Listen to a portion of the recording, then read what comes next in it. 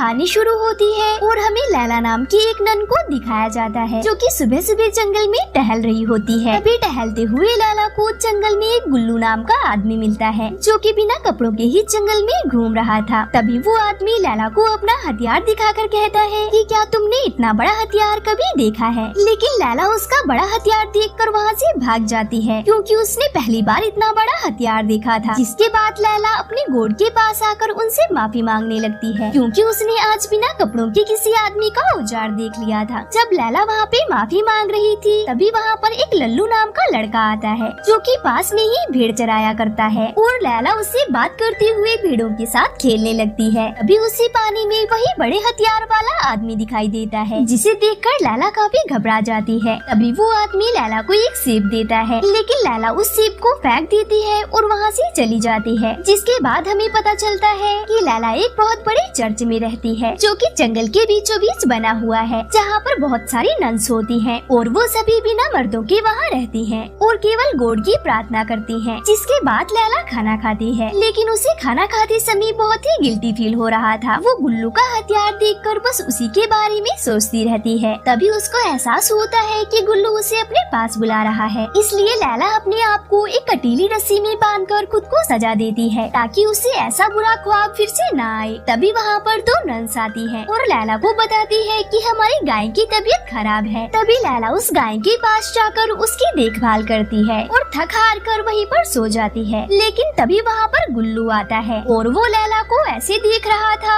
जैसे वो लैला की लाल गुफा में अपना हथियार डाल ही देगा और फिर वो अपना जूठा सेब वहीं पर फेंक कर चला जाता है। और जब लैला की आँख खुलती है तो वो अचानक से सेब को देखकर डर के वहाँ से भाग जाती है और भागकर अपने कमरे में आ जाती है जहाँ पर एक दूसरी नन छुपी हुई थी। लैला अपने पूरे कपड़े उतार कर उस कटीली रस्सी को निकाल रही थी जिससे उसने खुद को सजा दी थी। लेकिन वो दूसरी नन ऐसा करते हुए लैला के गोरे चमकते हुए बदन को देख लेती है और उसकी दीवानी हो जाती है। फिर लैला और वो दूसरी नन एक दूसरे को चाट चाट कर खाने लगती हैं। लेकिन लैला को उस नन के साथ ऐसा करने में बिल्कुल भी मजा नहीं आता क्योंकि अब उसकी गुफा एक बड़े हथियार की तलाश में थी। फिर अगले दिन हम देखते हैं कि सभी नन्स भगवान के सामने सर झुकाती हैं। लेकिन जैसे ही लैला की बारी आती है तो उसे भगवान की जगह शैतान की फोटो दिखती है जिसे देखकर वो काफी ज्यादा डर जाती है। लेकिन फिर लैला को लगता है कि उसे शैतान ने चुना है और उसने ही उसे ऐसा बनाया है और वो हर किसी के साथ घपाघप कर सकती है। अब अगले दिन लैला गुल्लू को ढूंढने लगती है लेकिन गुल्लू उसे कहीं भी दिखाई नहीं देता। जिसके बाद हवस से भरी लैला उस भेड़ चराने वाले लड़के लल्लू के पास जाती है और उससे अपना कल्लू उसके गुफा में डालने को कहती है और उसके साथ जबरदस्ती घपाघप करने की कोशिश करती है। लेकिन लल्लू किसी तरह उससे बचकर भाग जाता है जिससे लैला को बहुत ज्यादा गुस्सा आता है क्योंकि वो घपाघप नहीं कर पाई थी। उसके बाद लैला फिर से अपने रूम में आ जाती है जहाँ पर वही रात वाली प्यासी नन फिर से आती है। लेकिन आज उसे इनके लीडर ने बहुत मारा था लेकिन लैला को इस बात से कोई फर्क नहीं पड़ता और वो उससे चिपकने लगती है। लेकिन दूसरी नन उसे ऐसा करने से मना कर देती है और वहाँ से जाने लगती है। लेकिन लैला की गुफा की प्यास तो अब बढ़ती जा रही थी इसलिए लैला को बहुत ही गुस्सा आता है और वो उस नन को चाकू से मार देती है। इसके बाद लैला एक दूसरी नन के पास जाती है जहाँ पर वो देखती है कि वो नन सुसाइड करने वाली है। जिसके बाद लैला उसे बचाने की बजाय उसे धक्का दे देती है जिससे उस नन का काम तमाम हो जाता है। इसके बाद हम देखते हैं कि लैला उस भेड़ चराने वाले लड़के लल्लू के घर जाती है जहाँ लल्लू सो रहा होता है। तो लैला धीरे धीरे अपने सारे कपड़े उतार कर लल्लू की रजाई में घुस जाती है और उसके हथियार से खेलने लगती है। लेकिन तभी लल्लू उठ जाता है और लैला को धक्का दे देता है। इसी बात पर लैला को गुस्सा आ जाता है और लैला एक चाकू से उसके हथियार को काट देती है और उसे जान से मार देती है। लेकिन लैला का इससे भी मन नहीं भरता जिसके बाद वो उसके पूरे घर को जलाकर वहाँ से भाग जाती है। अगले दिन दो नन्स लैला के पास आकर उसे बताती है कि लल्लू के घर में आग लगने की वजह से उसकी मौत हो गई है। थोड़ी देर बाद लैला देखती है कि उसका लॉकेट गले से गायब है। तभी उसे याद आता है कि उसका लॉकेट तो कल रात लल्लू के हाथ में रह गया था। उसके बाद वो तुरंत लल्लू की लाश के पास जाकर वो लॉकेट उसके हाथ से ले लेती है। लेकिन उसे ऐसा करती हुई उसकी सीनियर नन देख लेती है। उसे देखकर लैला वहाँ से भागने लगती है लेकिन वो नन लैला के पीछे जाती है और उससे कहती है मुझे पता है कि तूने ही गपागप के चक्कर में लल्लू को मारा है। फिर वो सीनियर नन गॉड से लैला की गलती के लिए माफी मांगती है। लेकिन लैला अपने शैतान को याद करने लगती है। भी शैतान उसके हाथ में एक रस्सी पर कट कर देता है और वो उस रस्सी से सीनियर नन का काम तमाम कर देती है। अब अगले दिन जब सारी नन्स उन लाशों को दफना रही होती हैं, तो उसे देख लैला को एहसास होता है कि उसने इन सभी को मारकर कितनी बड़ी गलती की है। तभी वो भागकर एक गुफा में आती है और अपने गॉड से माफी मांगती है, लेकिन तभी वहाँ वही शैतान गुल्लू आ जाता है। वो लैला से कहता है कि तुम्हें शैतान ने चुना है और हम मिलकर सभी नन्स को अपने जैसा बनाएंगे। उन पर कोई भी पाबंदी नहीं होगी, जो करना है खुलकर करो। इसके बाद सारी नन्स लैला को अपनी सीनियर नन बना देती है और फिर सभी नन्स चर्च में जाकर खूब मौज मस्ती करती हैं और बिना कपड़ों के ही डांस करती हैं। लेकिन जब लैला ये सब देखती है तो उसे बिल्कुल भी अच्छा नहीं लगता। वो बहुत गुस्से में आ जाती है, लेकिन तभी सारी नन्स मिलकर लैला को चाकू से मार डालती है। लेकिन लैला जैसे तैसे उनसे बचकर अपने कमरे में आ जाती है और अपने बेड पर लेट जाती है और तभी उसके खून के धब्बे भी गायब हो जाते हैं और वहाँ वही सारी नन्स आती है जिन्हें लैला ने मार दिया था और लैला खुद भी बिल्कुल ठीक हो जाती है। दरअसल लैला मूवी की शुरुआत में जंगल से लौटने के बाद सो गई थी और सपना देखने लगती है और अब तक इस मूवी में जो हुआ वो बस लैला का एक सपना था और वो भेड़ चराने वाला लड़का लल्लू भी जिंदा था। और इसी सीन के साथ मूवी का एंड हो जाता है। मूवी कैसी लगी कमेंट में जरूर बताएं और मेरे चैनल पर नए हैं तो चैनल को सब्सक्राइब करना ना भूलें। तो मिलते हैं अगली वीडियो में, तब तक के लिए बाय।